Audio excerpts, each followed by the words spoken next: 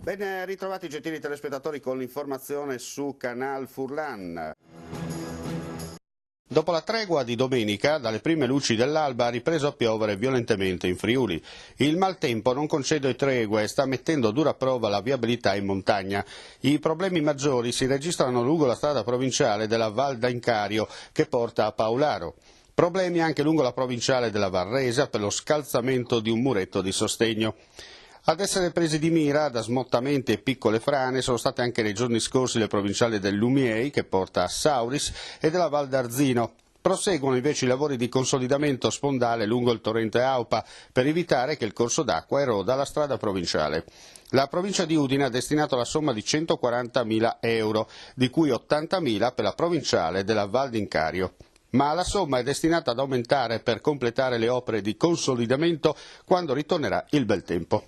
Oltre alle arterie segnalate, l'attenzione del monitoraggio lungo le altre strade provinciali sono costanti per evitare che un piccolo problema, come la presenza di ramaglie, la caduta di un albero o l'ostruzione di una caditoia, possa provocare danni maggiori. La situazione purtroppo è destinata a non migliorare nei prossimi giorni. Il maltempo non ha fermato i lavori di demolizione del casello ferroviario del passaggio a livello di Santa Caterina, che da settembre 2015 sarà sostituito dal sottopasso che eliminerà l'attraversamento a raso della Udine-Venezia lungo la statale 13 Pontebbana. Nella notte tra sabato e domenica le maestranze della ditta Brunelli di Verona hanno proceduto alla demolizione del manufatto.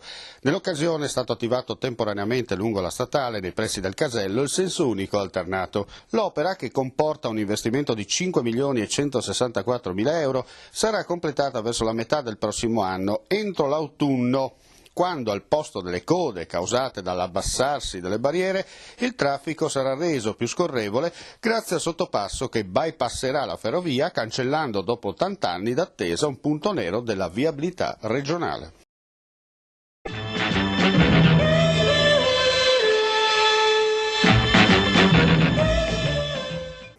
Onorevole Pellegrino, cosa sta succedendo a Roma? È facile ripeterlo tante volte, no? Però sta di fatto che soprattutto le ultime notizie che danno quasi, tra parentesi, per certa, poi insomma le smentite varie, dell'uscita di scena del Capo dello Stato. Questo cosa significa?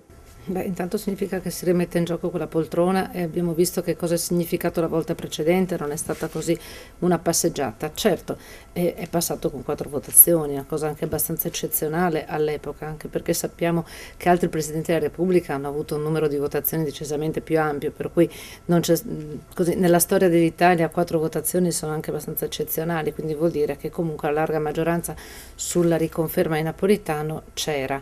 E Napolitano però dobbiamo accettare il fatto che non è un ragazzino di 60 anni, insomma, e quindi anche così dobbiamo metterci da parte il fatto che comunque se lui decide di non arrivare fino alla fine del suo mandato, insomma, dobbiamo accettarlo ed è anche più che comprensibile. Ed eventualmente adesso le porte si aprono per altri Toto Colle, come si dice. Chi vedrebbe bene seduto sullo scranno del Quirinale? Diciamo che questa è la cosa che fa impazzire i giornalisti e quindi il toto sedia, il toto poltrona, il toto scrivania. Ecco, io andrei più che altro sul toto scrivania e quindi cercare di capire chi può in questo momento occupare quel ruolo di garante della nostra Costituzione, perché in questo momento io penso che sia proprio questo da focalizzare, trovare una persona che garantisca in questo altri anni, altri decenni di legittimità e di democrazia del nostro paese.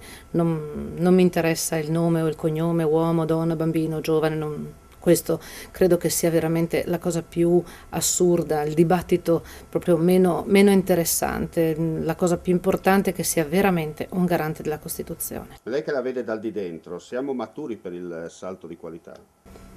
Beh, io penso che ci sia sempre stata una grande qualità su quella poltrona, non vedo così salti di qualità, di non qualità, insomma Napolitano ha fatto quello che ha potuto, proprio anche guardando la storia di questo momento, insomma l'egemonia dei mercati in questo momento è fortissima e la nostra sovranità popolare deve essere garantita sempre e comunque.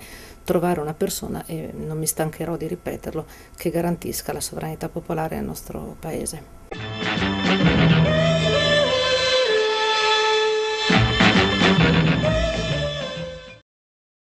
riforma degli enti locali, lei ha dichiarato quest'oggi, bisogna ripartire dalla riorganizzazione della regione, all'interno della regione c'è molto da tagliare piuttosto che gli enti locali. La riforma degli enti locali è strategica della regione e degli enti locali, però di entrambe, non soltanto degli enti locali. Un primo passo sicuramente è questo che si inizia fra poche ore in Consiglio regionale, che riguarda specificamente appunto gli enti locali. Gli sprechi, le inefficienze e il non governo stanno soprattutto a livello della regione. Noi la riforma la facciamo per far costare di meno i servizi pubblici ai cittadini. Quali sono questi costi? Dove andrebbero ritoccate le cose? A livello della regione, dove abbiamo una quantità enorme di personale al quale spesso la dirigenza non è in grado di dare utili indicazioni, e anche nel sistema delle partecipate degli enti e delle agenzie.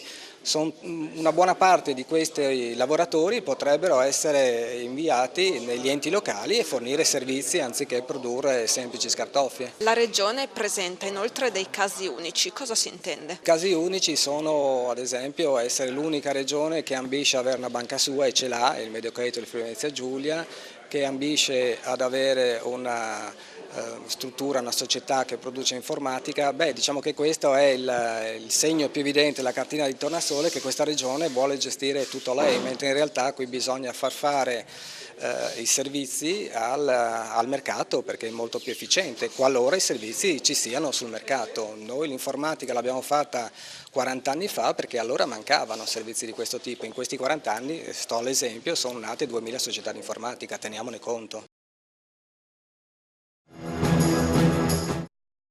Quale riorganizzazione per l'area vasta? Direi che bisogna partire soprattutto dall'aggregazione dei comuni.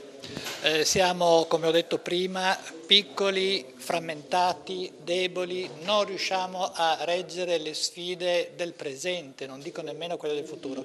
Quindi la riorganizzazione significa soprattutto mettersi assieme e fare le cose assieme. Le formule possono essere le più diverse, ma l'obiettivo è unico, ossia unire, mettersi assieme, lavorare assieme, condividere gli obiettivi e soprattutto poi misurarsi sull'effettivo conseguimento degli obiettivi. Che peso dare ai comuni in questo contesto? I comuni dovrebbero essere i motori dello sviluppo, sono gli enti più prossimi ai cittadini. Si può avere una riorganizzazione improntata su ad esempio alcuni comuni, come aveva proposto il sindaco Onsel, attorno al comune di Udine, con un'area vasta e quindi un interland in qualche modo satellite? Ma sì, si può fare, non ci sono ostacoli né giuridici né di altro tipo, è la volontà politica che va esercitata fino a fondo. È chiaro che Udine non può pretendere di aggregare attorno a sé tutti i comuni dell'Interland e contemporaneamente pretenderla di fare da padrone. Ci vuole un rapporto di leale collaborazione anche tra il grande comune e i piccoli comuni, ma è indubbio che Udine deve sapere esercitare questa sua funzione di fulcro, di capofila, laddove ci sono, come dire, le maggiori dimensioni, ci sono anche le maggiori responsabilità.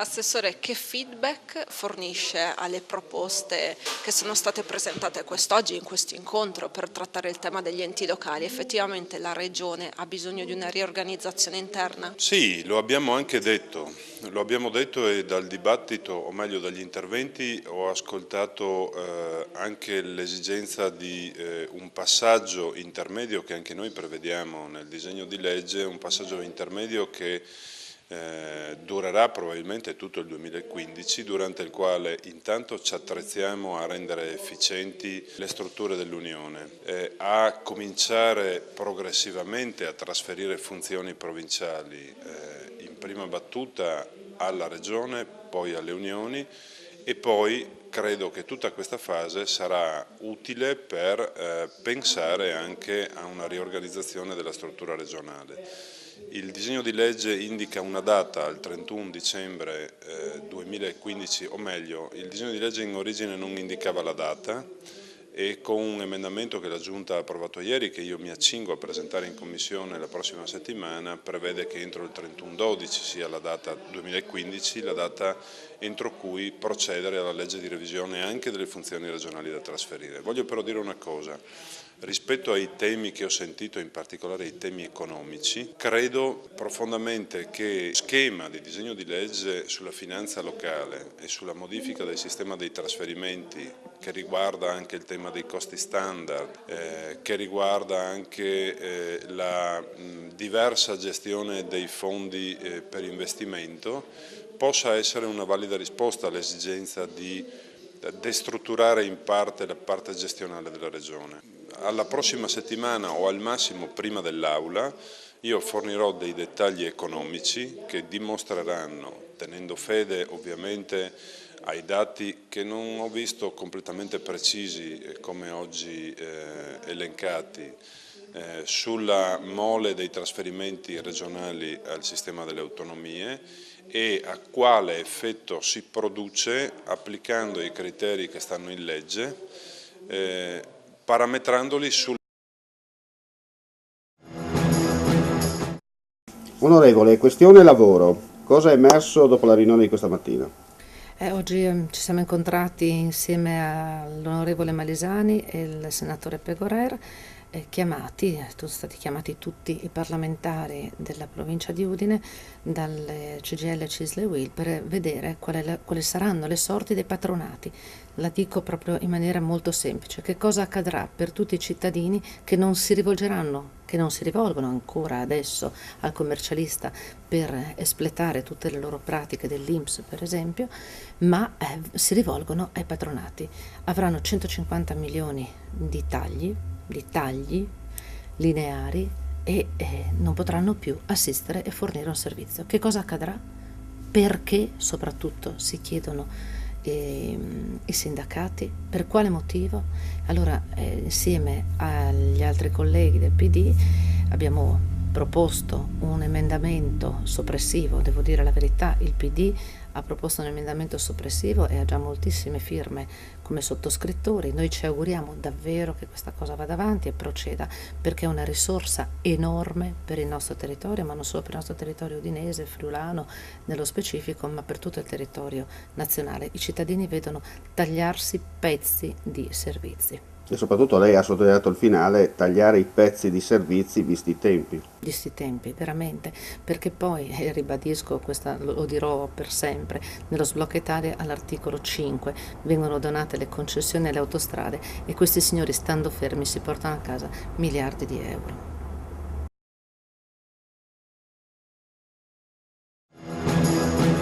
Il gruppo mette a disposizione sulle 5 reti televisive spazi per la realizzazione di trasmissioni commerciali, politiche, culturali, sportive ed altro ancora, autogestite. Gli interessati potranno telefonare in orario d'ufficio al numero in sovraimpressione, un'occasione da non perdere. Il nostro gruppo Media Triveneto ricerca un coordinatore commerciale addetti alla vendita di pubblicità nelle regioni Friuli, Venezia Giulia e Veneto. In particolare le aree interessate sono Pordenone, Udine, Portogruaro, Trieste e Treviso. Interessati o interessate potranno telefonare in orario d'ufficio allo 0434 55 14 55, lasciando le proprie generalità e numero di telefono per il colloquio preliminare.